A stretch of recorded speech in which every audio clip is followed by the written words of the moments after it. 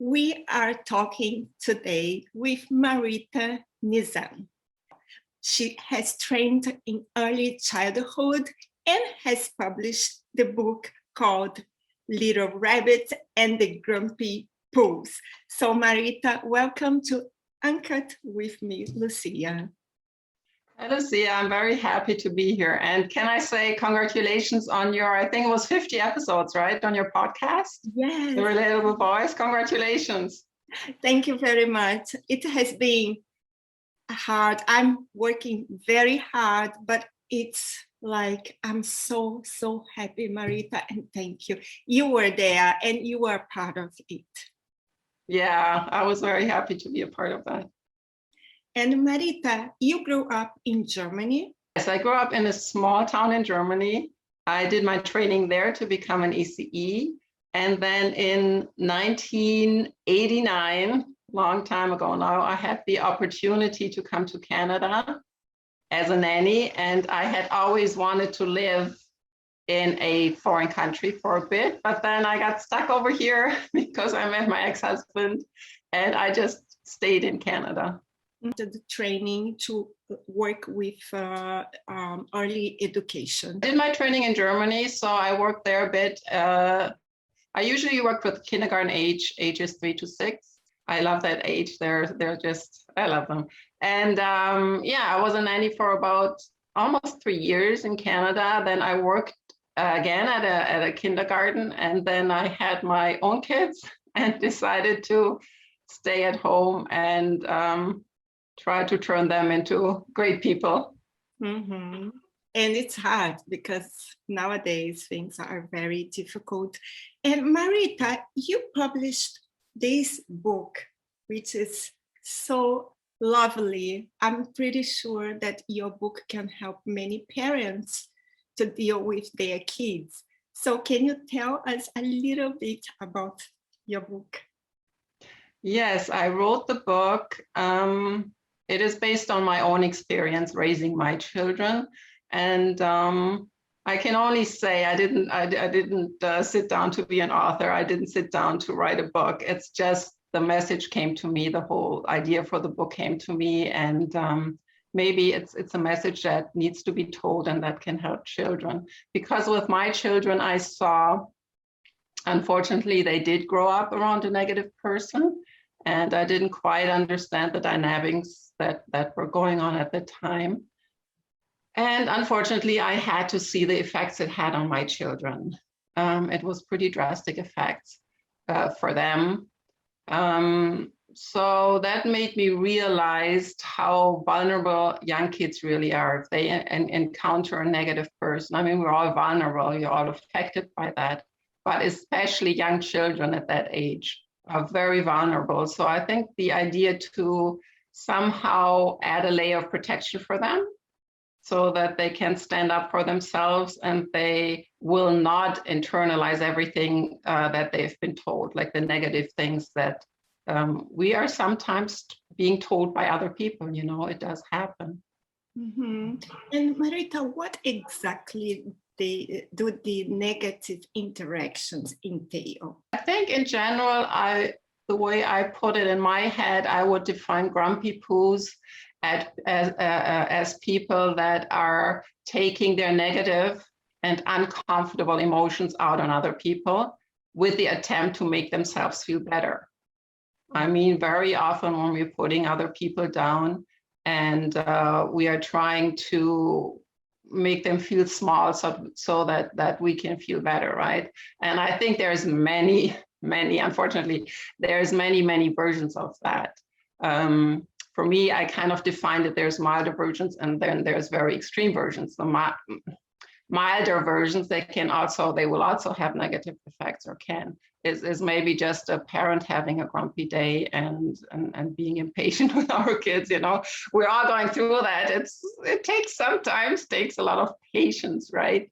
So it can be just a parent maybe having a bad day and maybe saying something that afterwards they're going to regret. And on the more extreme other end of the spectrum, it could be a toxic or an abusive person. for example, a bully, right? A bully goes out to make other people feel small, to attack them exactly where it hurts. You know, they feel out the spots, and they will attack you, your self-esteem exactly where they can hurt you the most. Again, in an attempt to make themselves feel better, because as we all know, bullies usually themselves are going through, you know, they're going through a rough time. So the way they deal with this is they choose to take it out on other people, make other people feel small. And when it gets to that level, it's a little more systematic. It's going to happen more often. And for those people, or for some people, it almost becomes their way of living. You know, it becomes their way of dealing with negative feelings. Exactly. And kids, they don't know how to defend themselves, and sometimes they don't tell their parents that they are having this kind of things happening in this school or in other. Well, listen, it was so interesting for me, right? Because once I had written the book, and even last time I went to Germany, I was talking to my friends about it, right? And everyone had a story. You know, it was one of my friends saying her dad had always kind of implied that women are not good in business. So her whole life, she struggled with that. Her brothers, yeah, they were businessmen, right? But her whole life, she struggled with like, okay, I'm a woman, I can't be a businesswoman, right? My other friend telling me somebody in high school attacked her looks.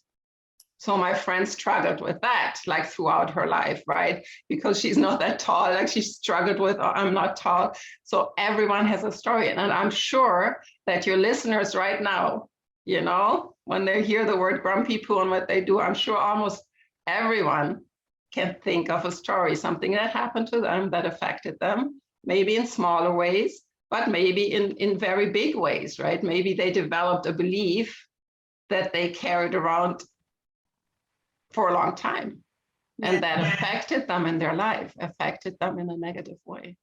And I really think that we need to have more books like yours, Marita.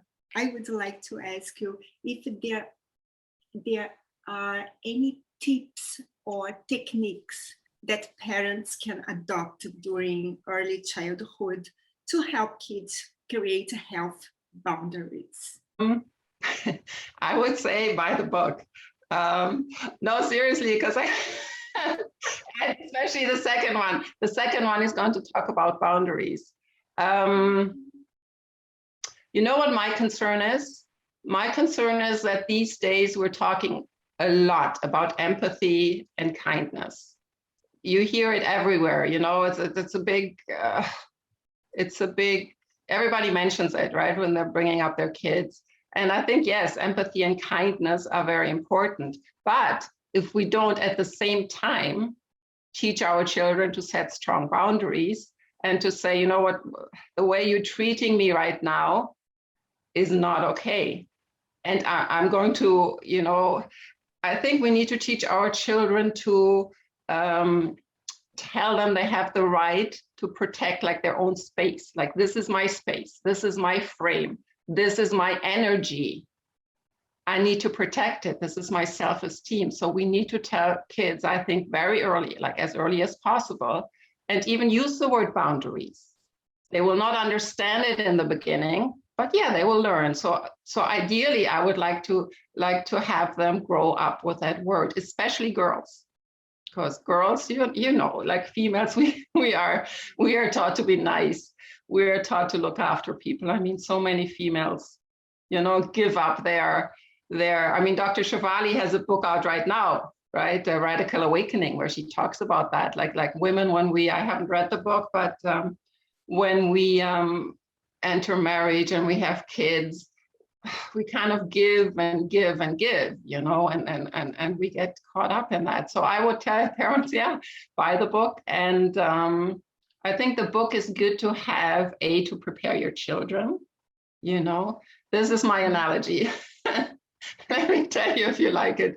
Like, once your kids tell you, Mom, you know what, if I'm old enough now, I want to walk to school. let's say you live close to the school, you would not send your kids out without any information. You wouldn't just say, okay, off you go, walk to school.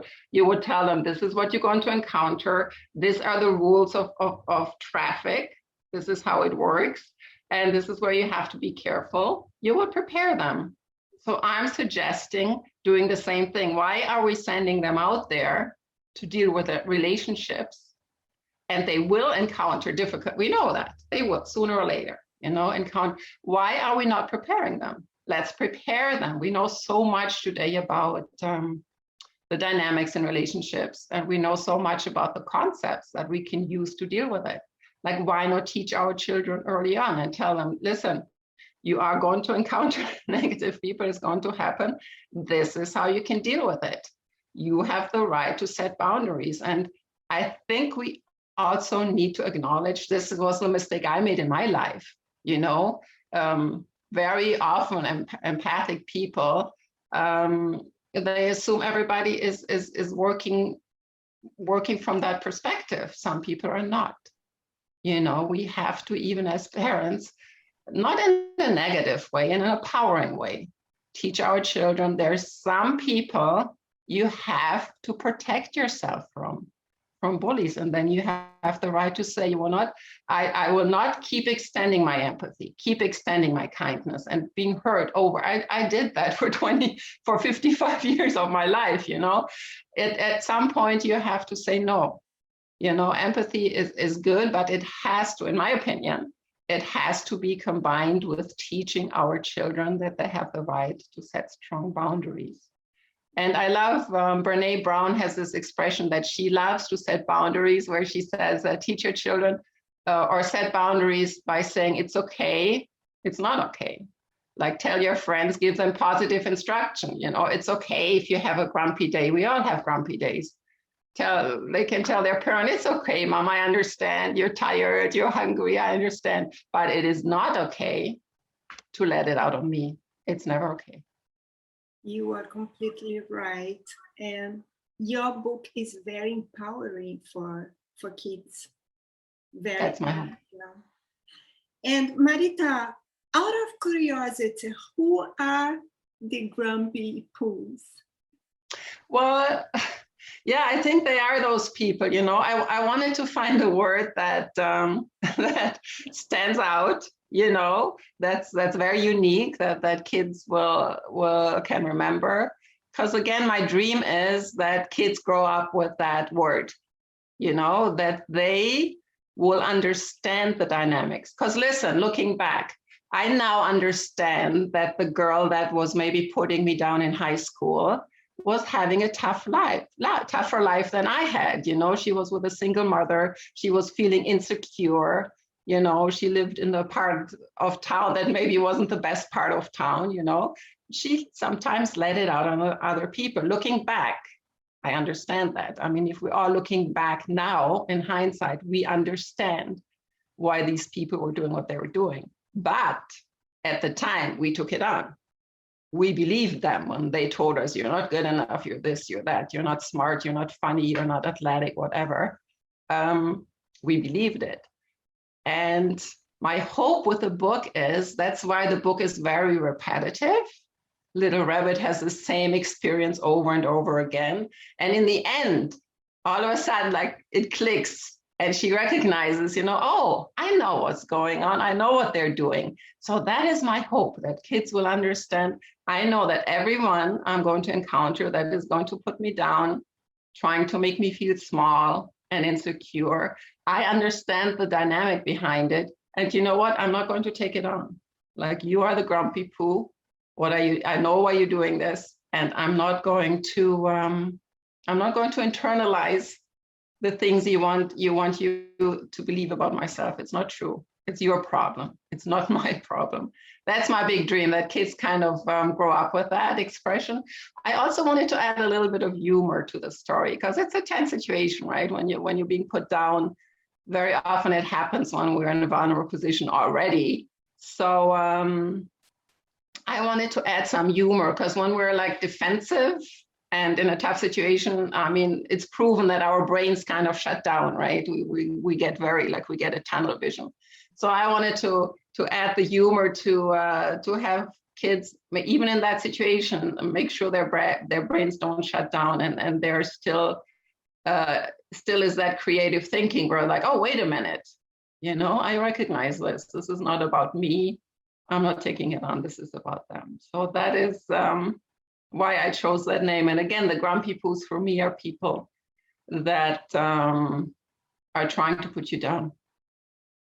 And we have many Grumpy-Poos around us. Yes. Yeah? Yes.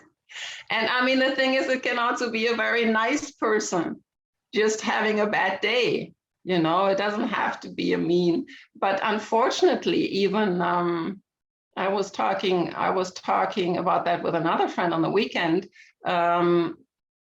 Unfortunately, even great parents, just the few little remarks we make where we're off and where we don't realize that we maybe are putting our kids down, they can have an effect, sadly, And Marita, but I just want to say, it doesn't have to be an extreme situation, Well, I agree with you 100%. And Marita, is this book part of a series, or are you going to continue writing?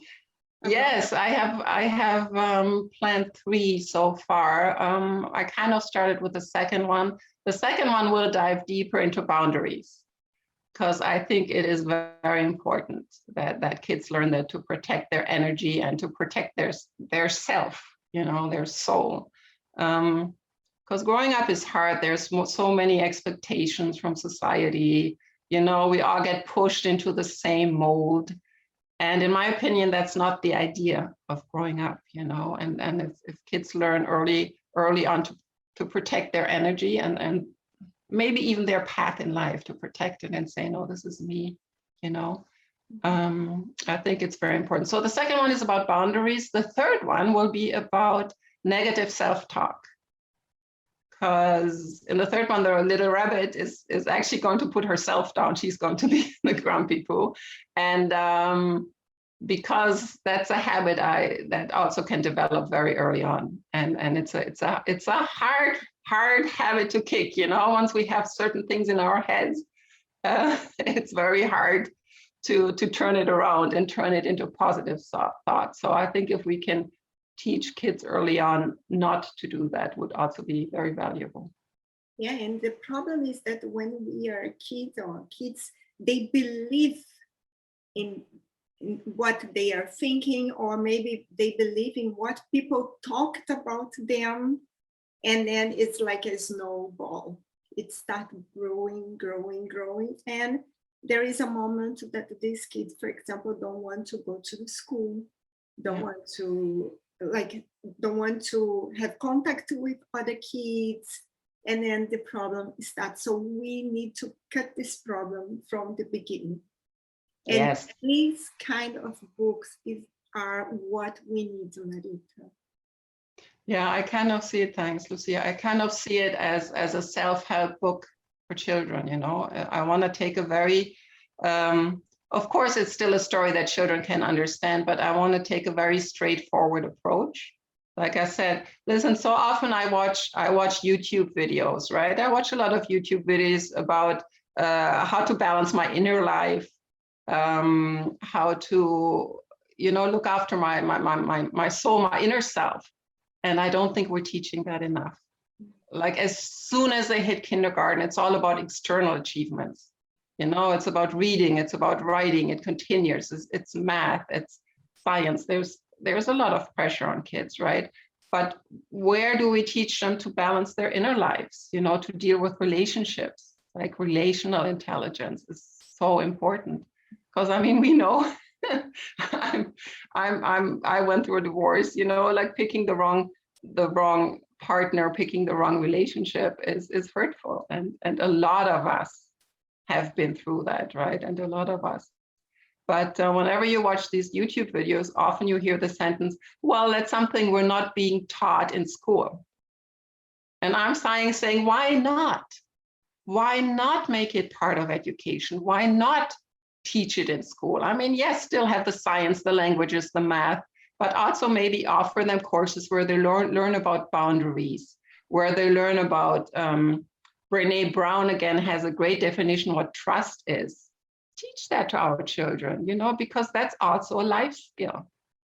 Balancing, stress and your inner life is a very important life skill. And I feel right now we're overlooking that a bit in education and maybe as parents. I did for sure when I brought my children up. I mean, and that's the goal for me with the book. Mm-hmm. I can relate very much with you because I lived abroad with my daughter. She was a kid, then she grew up and she was a teenager who sometimes didn't want to go to the school because kids were making fun of her. And just because I always told her, you need to be very polite, you need to be very nice with people. So one day she said, Mommy, you tell me to be nice, but they are not nice with me. I don't want to go to the school. So what's a problem? That's exactly the point, Lucia, isn't it? Right? Like, and she probably felt a little helpless because you had told her, be nice, be empathetic. So, she needed some to say, no, you can fight back. You can be, if somebody is not nice, you don't have to keep being nice to them. Exactly. It's important. You're right. It's very important. And Marita, how can we find your books? How can we find you? Are you also planning to visit schools or give workshops? What is next to you? Hopefully I'm working on the second book, and hopefully soon I will go out. And I live in Ontario in Canada, so we're still under lockdown.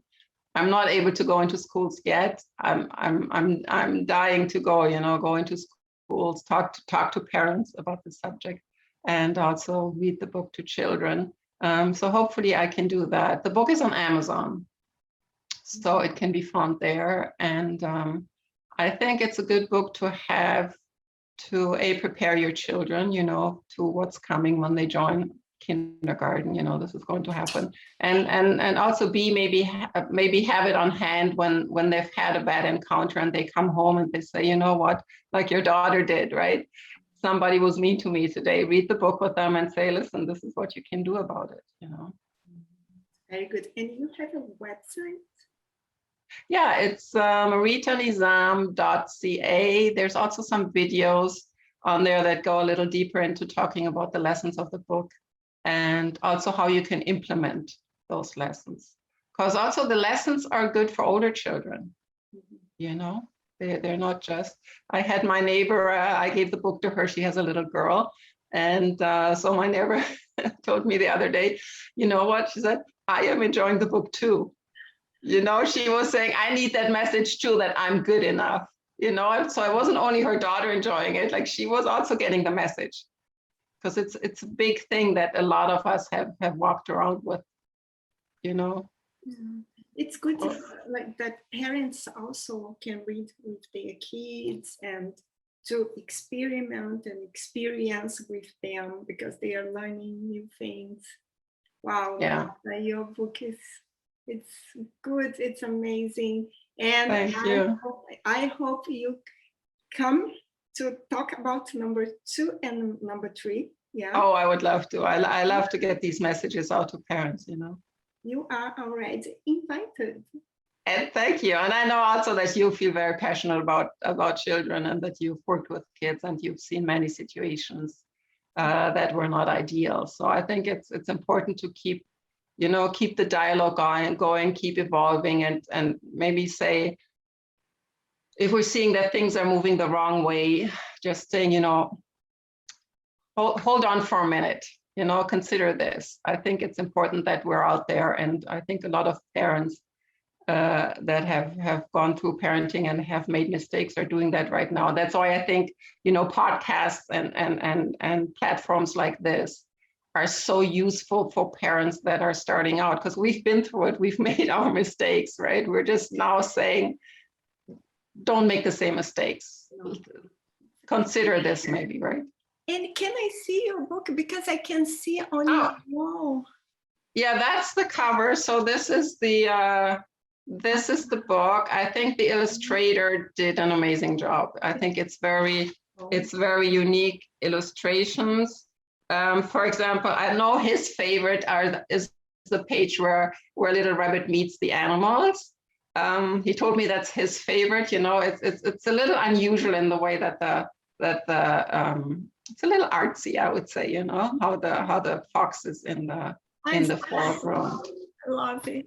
Yeah, and I have to say my favorite one is also when she goes home and she's sad, and here's her mother telling her, you know, that's my favorite page where her mother and it's her brother and grandmother tell her, you know what, it's okay, they're just Grumpy-Poos. That's the page I love. Yeah, I think the illustrator was he did an amazing. Lovely.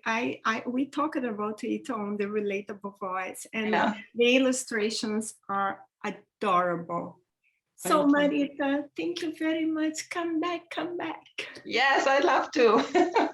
You're such a lovely person, you know, you have such good energy. It's always nice to talk to you and be around you. I love it. Dankeschön. Bitte.